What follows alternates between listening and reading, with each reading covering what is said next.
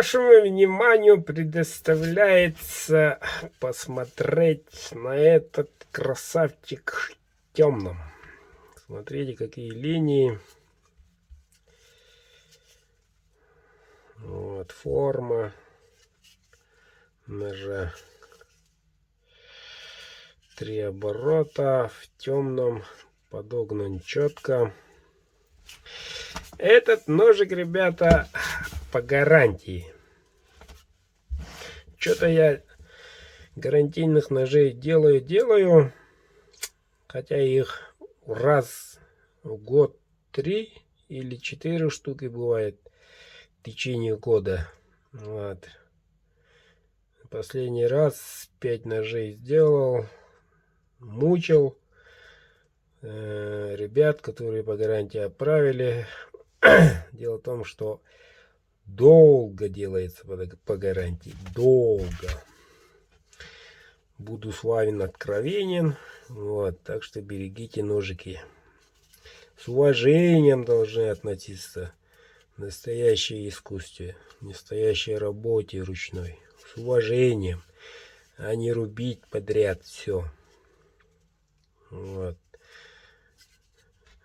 Данный ножик в темном и свободно выходит, свободно. Тот, который пришел, был зажат.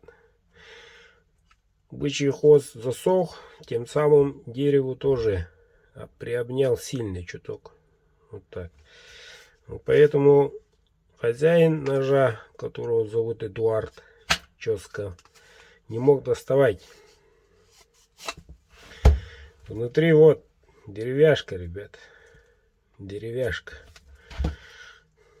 Тут все крепкое. Если делать слишком тонкую, можете там немножко присечь куда-нибудь. Вот, может он сломаться. Вот поэтому, ибо избежать таких действий, делается чуть потолще. Вот. Сталька РВЛ, ребята, 13,5 в темном.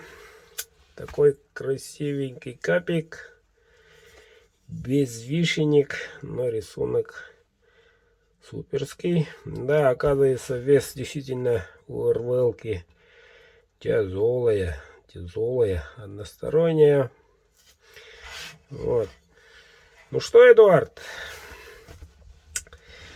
Чоска, который из Нейрингри, Республика Саха.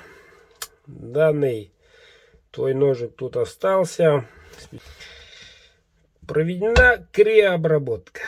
После крио РВЛ поменялся в лучшую сторону, 1,5 раза дольше держит того самого, который мы до этого работали. Вот, улучшилось и гибкость добавилась. Так что другой Чоска другого раза не будет, наверное. Вот. Ну, дух ножа суперский. Самое главное, не потеряйте. Свободно выходит, даже замком. Нерингри, Эдуарду, сегодня отправка. Поздравляю, дорогой. Жду обзора.